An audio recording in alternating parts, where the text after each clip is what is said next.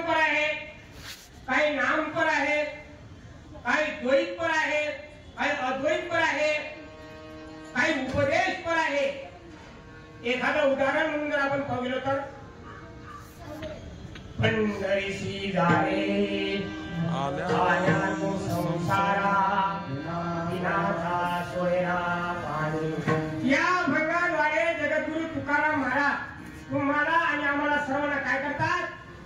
उपदेश करतात की बाबांनो, जन्माला आले तुम्ही एक वेळ काय करा, दिल्लीला जा, कलकत्त्याला जा, गोव्याला जा, असं सांगतात ना. श्रोते हुशार आहे सर्व. जन्माला आले एक वेळ काय करा, पंढरपूरला जा, आळंदीला जा, असे या अभंगाद्वारे महाराज उपदेश करतात. आता हे जे कार्य एवढं मोठं, या कार्याला कारण काय आहे तर आपल्या विठ्ठल नगर मधील 15 नंबर मधील आमचे हरिभक्त परायण कैलासवासी वैकुंठवासी प्रकाश तात्या सांगळे यांना आज जाऊन 1 वर्ष पूर्ण होत आहे.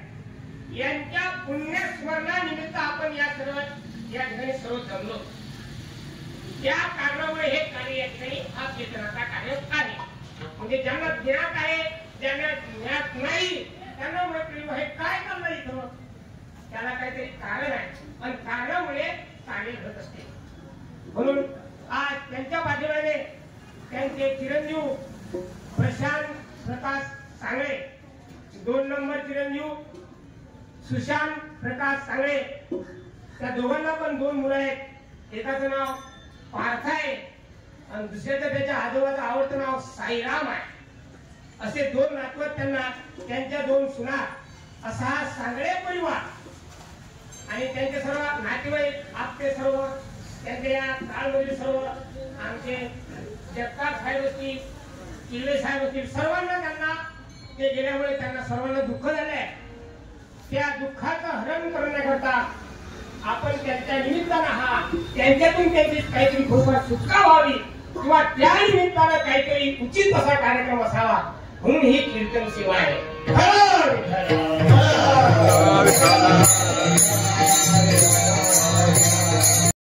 अधा करणे दे मुलावे कैसे सुख दुःखी फळायावे दयाचे भोगावयावे न्याय का. ज्याप्रमाणे जीव म्हणजे मनुष्य, कोणताही जीव असो, प्राणी असो, स्त्री असो, पुरुष असो, मुंगी असो, किळा असो, कुत्रा असो, बैल असो, म्हणजे जीवच आहे. तो जीव ज्याप्रमाणे कर्म करील त्या कर्माने त्याला त्या कर्माचं फळ भोगावे लागते. कर्म झाले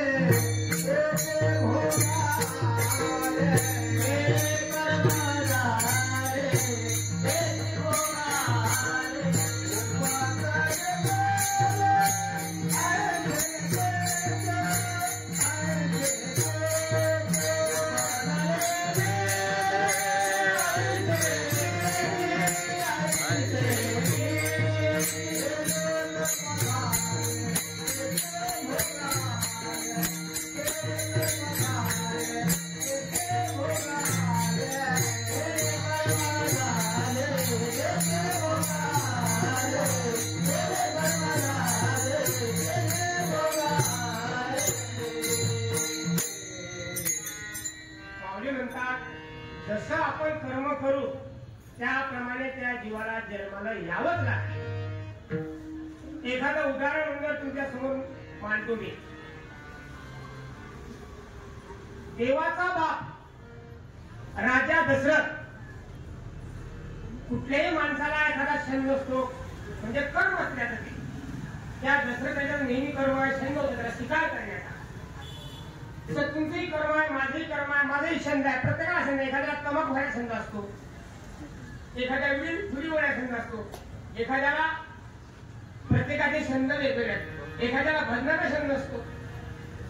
प्रत्येकाच्या आवडीचा विषय हा भिन्न भिन्न आहे. तसा राजा दशरथाचा छंद होता शिकार करायचा. राजा दशरथ एक दिवस अरण्यामध्ये शिकार करण्याकरता गेला. मी कशावर हा दृष्टांत सांगतो तुमच्या लक्षात आहे का?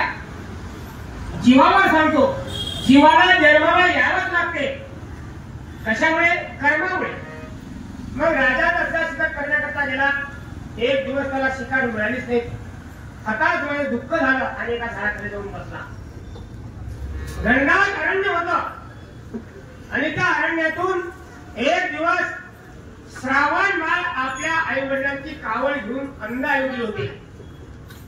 काशी विश्वेश्वरला निघाले होते. काशीला आई वडिलांना.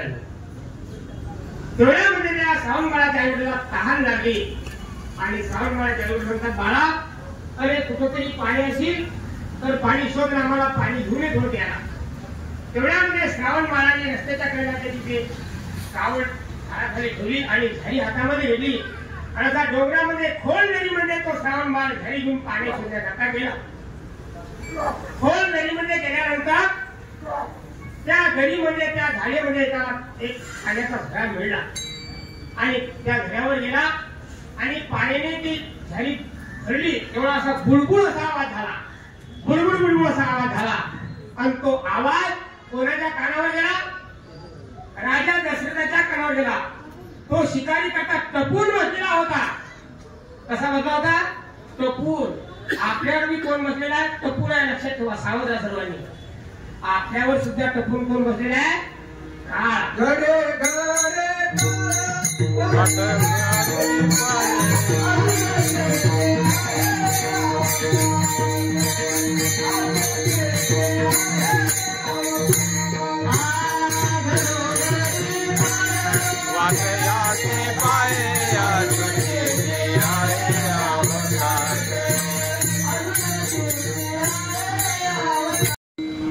आपण तर जाणून बुजून पाप करतो. म्हणजे जीव किती परतंत्र आहे. मग ज्याप्रमाणे एवढा राजा दशरथ माझा पुण्यवान असताना न कळत घडलेल्या कर्माचं त्याला प्रायश्चित्त भोगावं. कोणाला? देवाच्या बापाला भोगावं लागलं.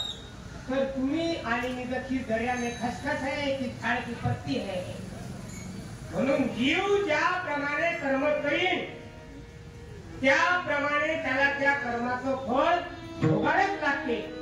त्याचप्रमाणे त्याला जन्म मिळतो लागतो. तेव्हा एकनाथ महाराज म्हणतात, जन्म घेणे लागे जन्म घेणे लागे वासने.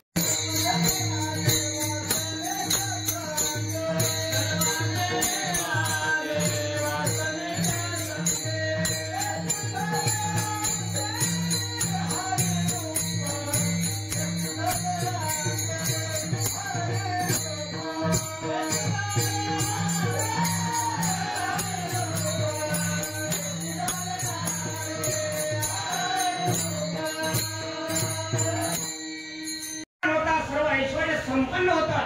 त्याच्याकडे कशाचीच कमी नव्हती. घोडदळ, पायदळ, वायुदळ आपल्याकडे काहीच नाही. आपण भले चालतो. त्यांनी सर्व संघ त्याग केला आणि अरण्यात गेला आणि भगवंताचं नामस्मरण करू लागला. आणि एक दिवस संध्याकाळ झाली. त्या गंगेच्या कानावर बसला होता तो आणि एक पाळस आलं पाणी पिण्याकरता हरणाचं. त्याच्या ते गरोदर होतं. पलीकडच्या तिकडून वाघ आला आणि त्या वाघाची आणि त्या हरणाची नजरानजर झाल्याबरोबर त्या वाघाने डरकाळी फोडली आणि इकडे हरण पाणी पित असताना ते पण बरोबर असल्यामुळे त्यांनी उडी मारली आणि ते हरण पाण्यात पडलं. कशाला म्हणतात आणि विहित कर्म कशाला म्हणते ते तुम्हाला मी सांगतो. ऐका. निषिद्ध कर्म जे डोळ्याने पाहू नये ते पाहणे, जे तोंडाने बोलू नये ते बोलणे, जे कानाने ऐकू नये ते ऐकणे. मी लहानपणी 7वीला असताना एक वही होती छोटी आणि ते हिरवी कलरची वही होती. त्यावर हत्तीचं चित्र होतं आणि त्याच्यावर 3 माकडं होते. एका माकडाने डोळ्याला हात ठेवलं तर एका माकडाने तोंडाला हात ठेवले आणि एका माकडाने त्यांना त्याच्यातून सांगायचं होतं की कबीर महाराज सांगतात, बुरा मत देखो बुरा मत बोलो बुरा मत सुनो, बुरा मत देखो बुरा मत बोलो बुरा मत सुनो. झाला परमात्मा. कबीर महाराज सांगतात की याला निषिद्ध कर्म म्हणतात. जे पाहू नये ते पाहणे. आता तुम्ही प्रत्येकाने विचार करा, काय पाहतो आपण आणि काय पाहिलं पाहिजे. नागोबारायांचे आई वडील असताना हयात असताना त्यांना या धर्म महातंडाने शाप दिला आणि वाढीमध्ये टाकले की महाराज. आणि काय प्रायश्चित्त केलं तुम्हाला? शास्त्राचा नियम आहे की वाईट करण्याचं त्यांना निषिद्ध प्रायश्चित्त कोणतं? की तुम्ही देहांत प्रायश्चित्त घेतलं पाहिजे. माणसातून चूक जर घडली तर त्या काळामध्ये त्या युगामध्ये देहांत प्रायश्चित्त होतं. आणि आता तर मी खून करतो, उद्या सुटून येतो. कुठे तो काळ, कुठं आता वर्तमान काळ, कुठे कलियुग. त्यावेळेस जशास तसे टिट फॉर टॅट. मग त्या राज्यात जर कर्म केलं त्याचं प्रायश्चित्त भोगावं लागतं. मग शासनाने सांगितलं की तुम्हाला देहांत प्रायश्चित्त घ्यावं लागेल. कुठे घ्यावं लागेल? इंद्रायणीमध्ये नाही, प्रयागराजला देवीने समामध्ये जाऊन ज्ञानोबा आई वडिलांनी आपला सदेह त्या पाण्यात बुडवला. महाराज किती वाईट परिस्थिती लहान होते. ज्ञानोबा वाईट काय होतं?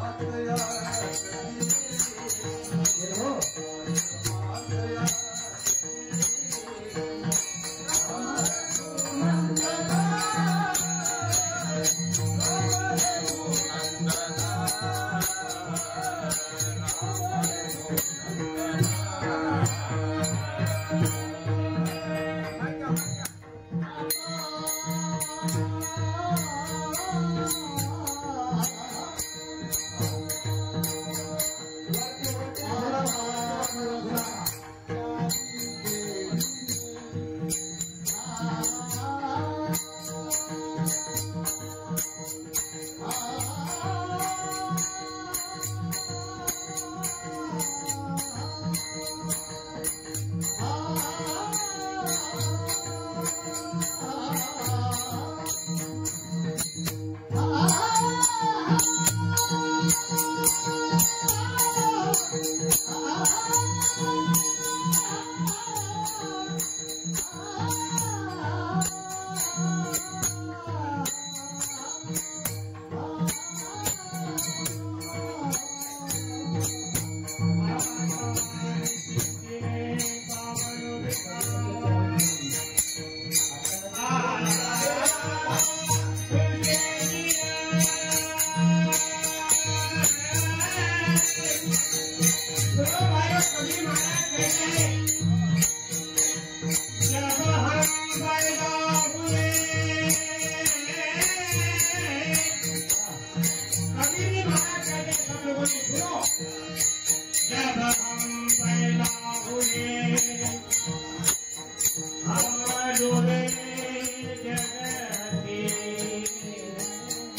कधी मला सांगा, आपण जेव्हा जन्माला येतो तेव्हा आईच्या उदरातून रडत येतो, चहा करत येतो आणि सर्व जग लोक हसतात.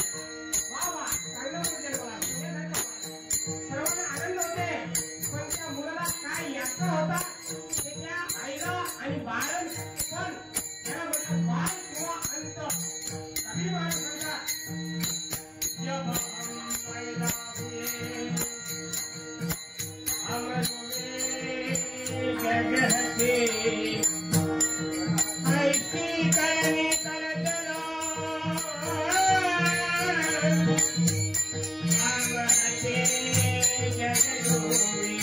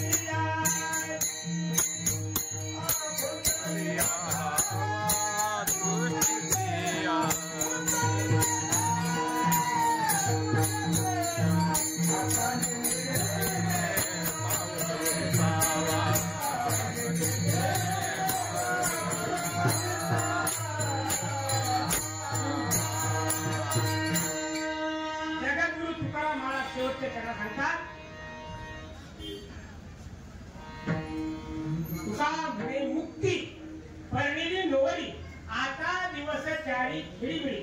या अभंगाचा शब्दशः आता सांगतो की स्वरूपता, स्वरूपता आणि संयुक्ता आणि साहित्यता ह्या चार मुक्ती तुकारामाने संपादन केल्या.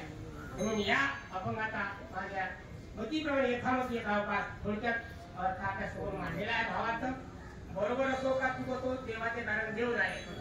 संप्रदायाच्या नियमाप्रमाणे एक वेळ भगवंताचं आपण भजन करू. विठोबार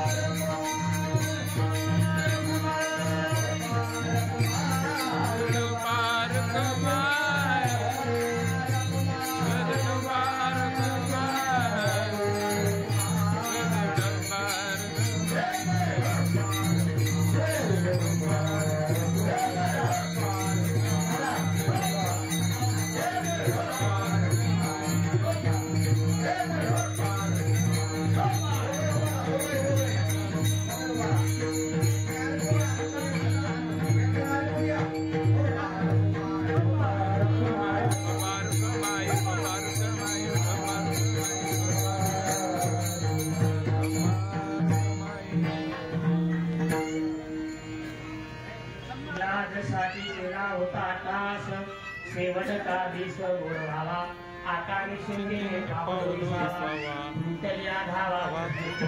कौतुक वाटे झालिया देखाचे नामंगळाचे देवणे तुका बरे नुसती पडलेली नोवली आता दिवस त्याने गेली आता निशिंगे पाऊल दिसावा तैया धावा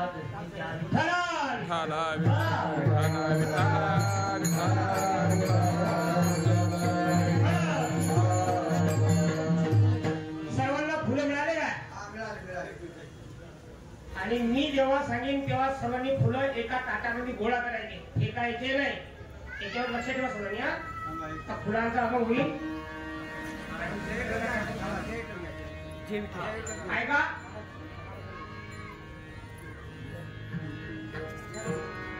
खरं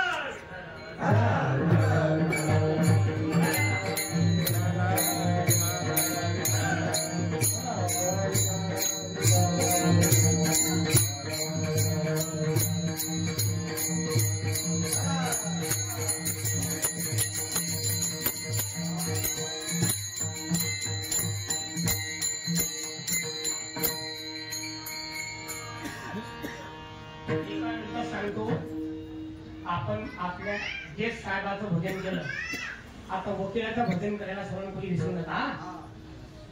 कारण मी पुढे म्हणतो सर्वांनी माझ्या मागे म्हणा, देव जना खालचा आवाज येत नाही. ज्ञानेश्वर माऊली ज्ञानराज माऊली तुकाराम ज्ञानेश्वर माऊली ज्ञानराज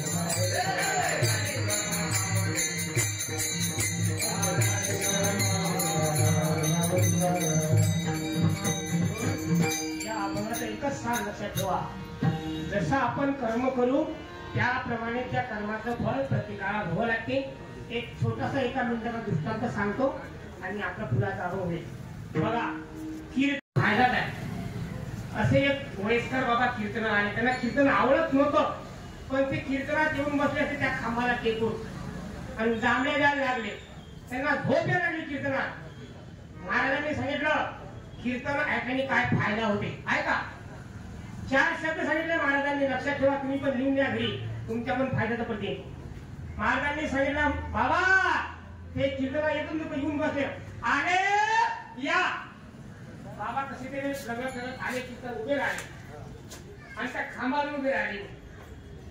कीर्तनाचा फायदा सांगतो तुम्हाला. महाराजांनी म्हणलं आले या, आले. नंतर पुढे म्हणलं बसता बसा, बाबा खाली बसले. पुढे थोडं कीर्तन म्हणजे उठता उठा, बाबाने काही कीर्तन आवडलं, परत उठले बाबा. आणि परत थोड्या वेळ म्हणजे बाबा जाता जा, कीर्तनकार काय म्हटले जाता जा. आता बाबाला काही कीर्तन आवडत होतं, पण ते कीर्तनकडे 4 शब्द लक्षात ठेवले. कोणते? आले या, बसता, उठता, जाता. हे 4 शब्द तो म्हातारा घरी जाऊन झोपत बसला आणि जाती झोपी गेला.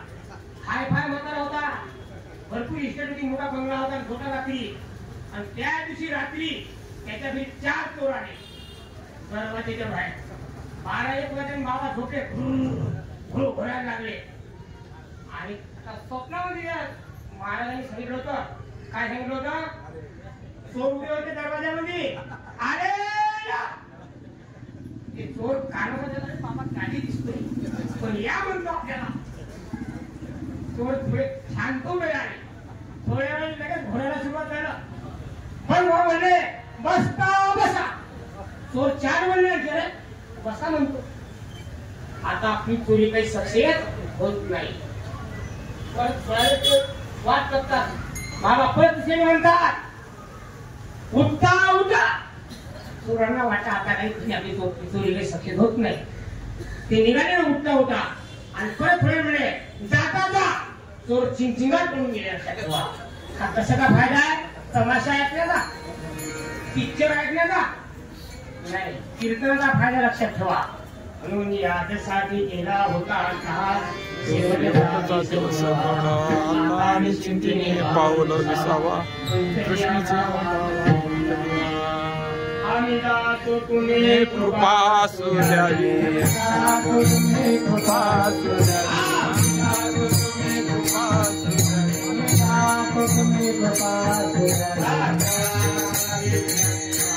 सकळा सांगावी विनंत्यामध्ये, सकळा सांगावी विनंत्यामध्ये. उभा पांडुरंग झाला, उभा पांडुरंग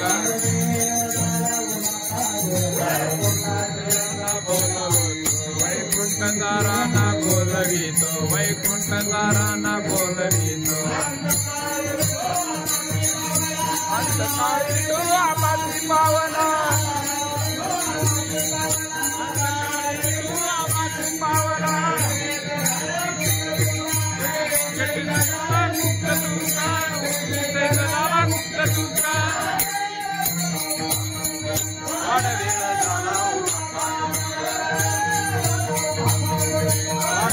झाला उभा पांडुरंग, कोणी नाही वैकुंठीची राणा बोलवित. 2-3 कार्यकर्त्यांनी ते हातातले पुढे गोळा करा, नंतर तेव्हा त्यांच्या समोर टाकायच्या.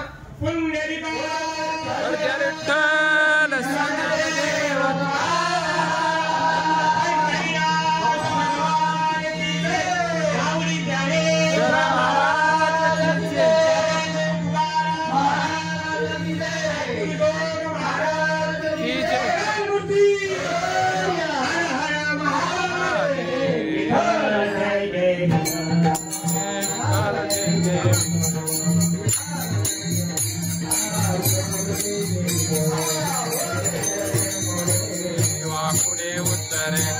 क्षमापराध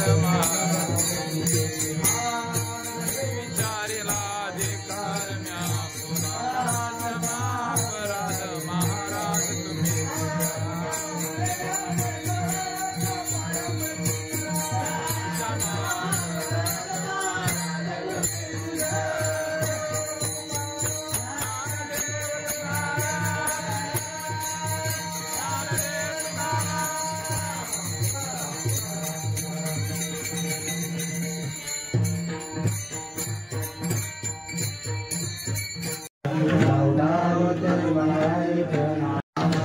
आजय करोनी आरती चक्रपाण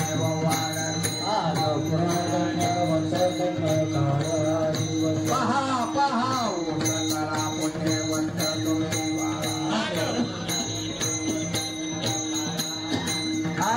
तुका हे डाळी भाग मोकळ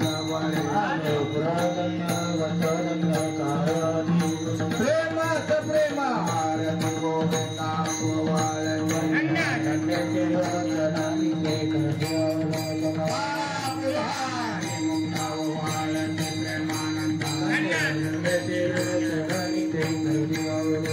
नाना मने केसे वाटिल कोणे राहिलो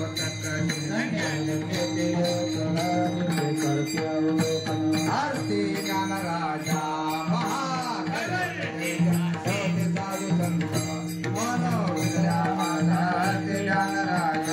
लोकल ज्ञान जगे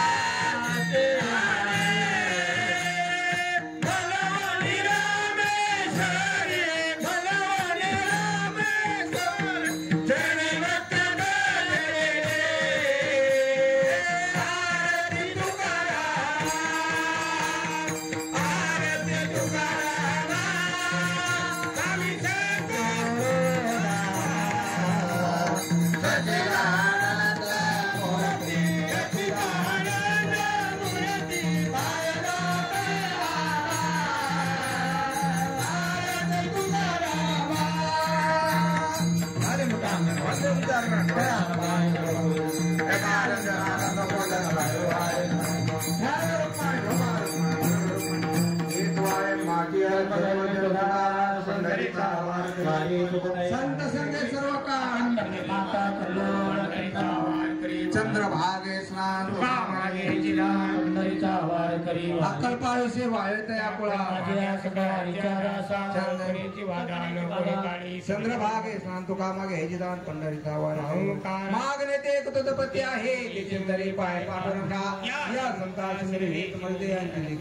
तुका मने आता उदार तो होये मजटे पाय संताची ज्ञानदेव तुकाराम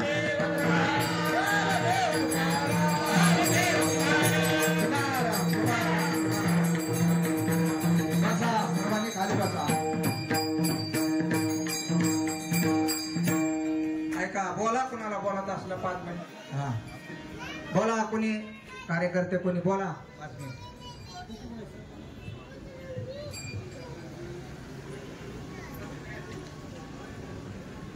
रामकृष्ण हरे रामकृष्ण